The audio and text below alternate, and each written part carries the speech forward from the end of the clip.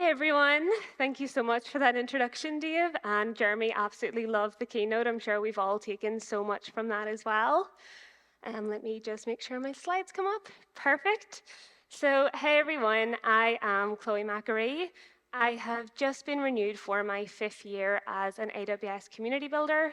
I am also one of the AWS Belfast user group leaders here. And as Dave said, I am a senior software engineer at Hamilton Robson. So at Hamilton Robson, we are a technology company that specialize in software services, but also immersive AV experiences. So working with clients like X, Reddit, Salesforce, and Warner Brothers has provided us with a pretty cool mix of unique and creative projects, but also scalable enterprise projects. But today I am here to talk to you about AWS Step Functions. So before I jump straight into the fun of Step Functions, I thought I'd reel it back, kind of introduce you to the customer, the problem we were solving, and why we decided to make this change. So we have been working with a customer in the construction sector to be able to build a recruitment platform called JobMatcha. So the idea of Job Matcha is that workers can build digital profiles and they can match with jobs based on a range of different criteria. So that's things like their years of experience, their trade type, their salary expectation, and their location compared to job site. In order for a worker to sign up and get matched with different jobs, they have to complete onboarding to prove their identity and their right to work in the UK. Don't worry, this isn't real PII. These are all specimen examples. But in order for a worker to sign up, we require them to upload these 3 document types. So we've got your passport, a CSCS card, which is kind of just like a construction trade card, and a P45 or P60 for proof of national insurance. And when this project first started around 2.5 years ago, all 3 of these documents were mandatory. So I'm going to take you through kind of our original architecture for this. So once a worker signed up either through our native app or our web portal, we would add a message to an SQS queue, and that would contain the URLs to their passport, their CSCS, and their national insurance.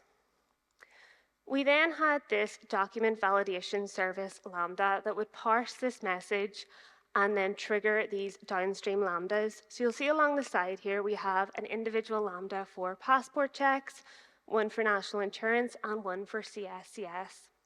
So each of these lambdas have their own business logic, their own check-in rules specific to those individual document types.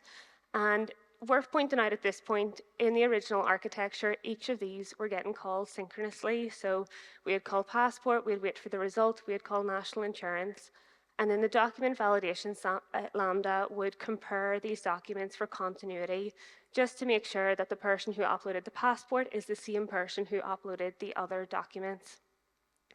Overall, quite simple, and it worked.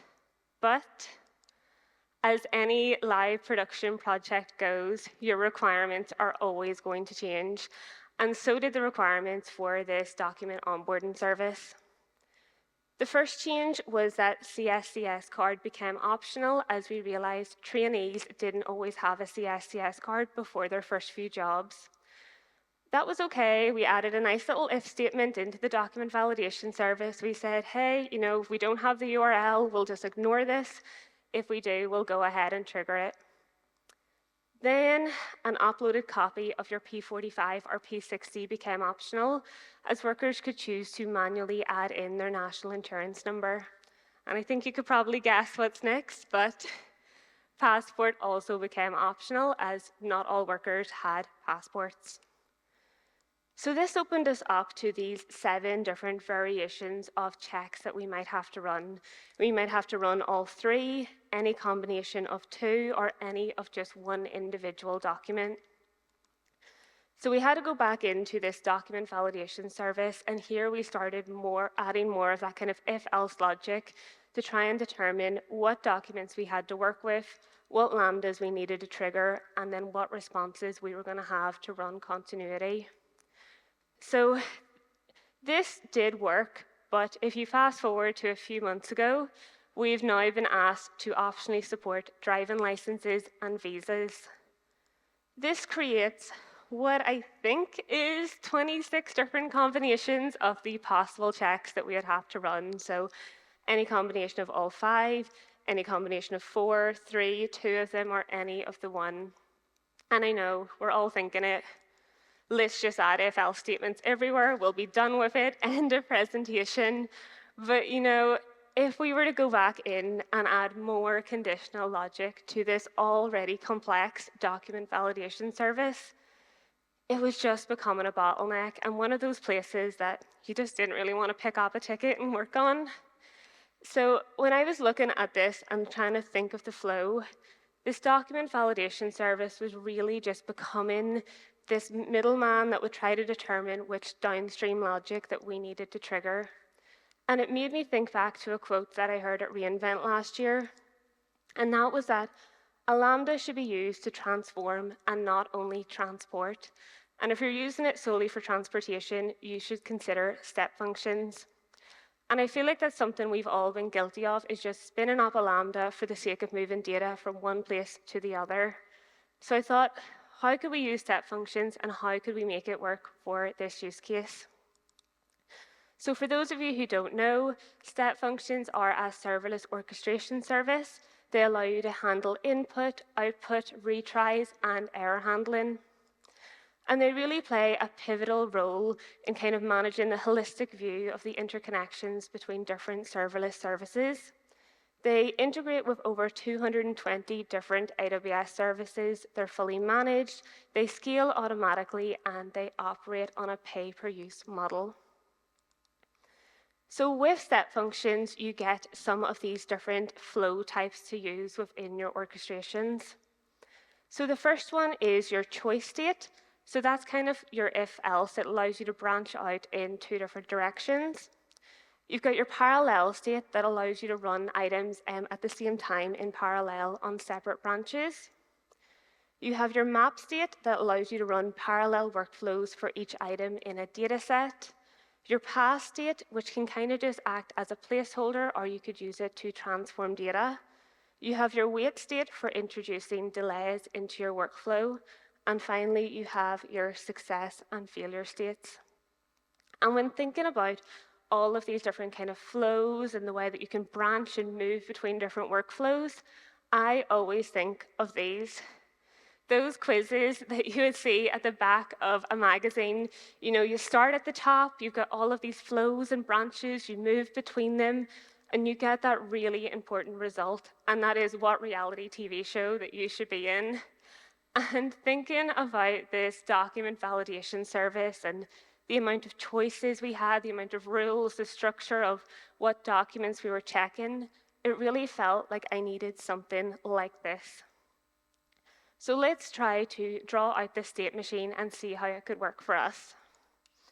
So we're going to start with our input, very similar to what we had in the SQS message.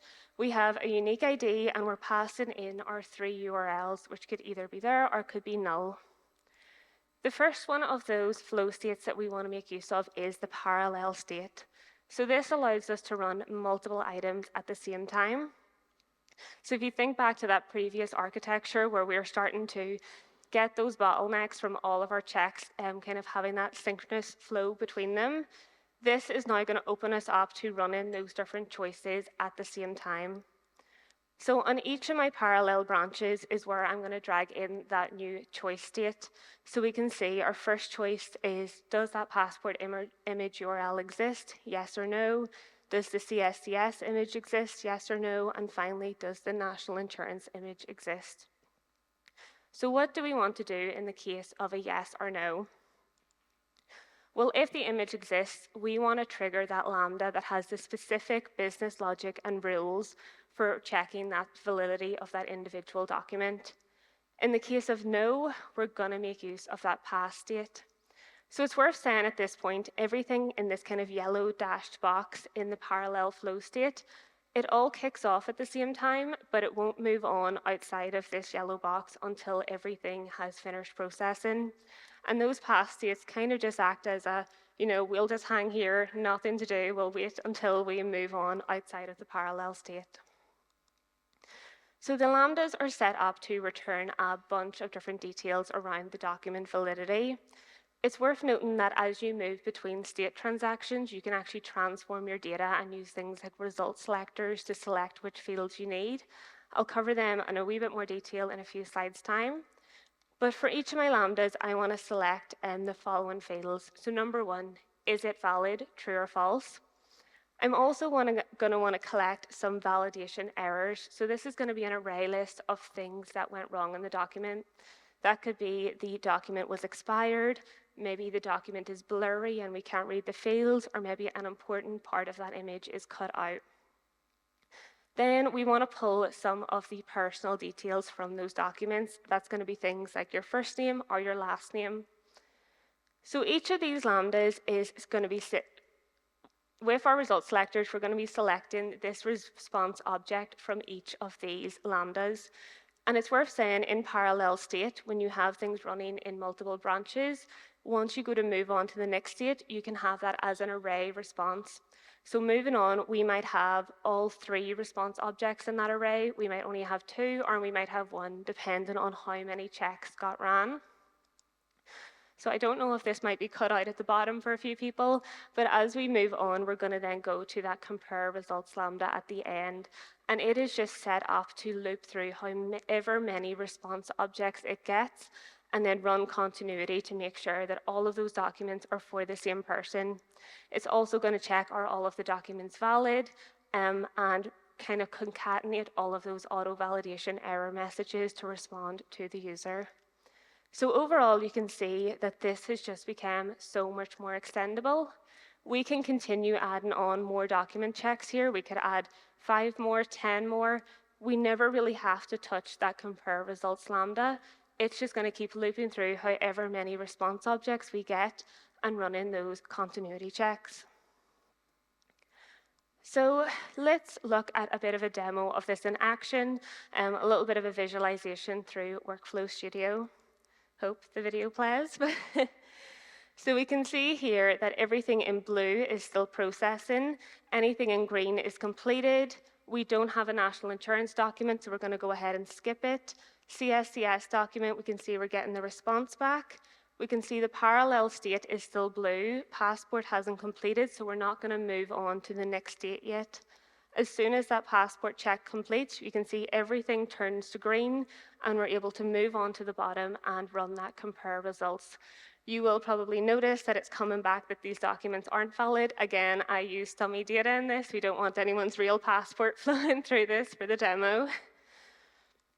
So we've covered kind of the original project structure, why we wanted to use step functions. We've drawn out our step function state machine. Let's talk about some developer tools that can help when you're working with these. So as I mentioned before, you can actually transform your data as you move between different state transactions. And a really powerful tool for testing this out and getting familiar with how you can do that is the data flow simulator on AWS. You can see across the top, you're able to mock your state input, your output paths, your parameters, task results, result selectors, results paths, and output.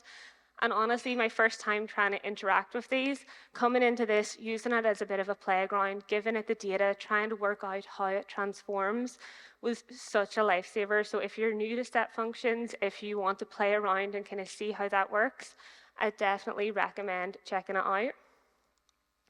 Next, if you are working in VS Code, I would definitely recommend the VS Code plugin. It offers so many tools for you to be able to work with.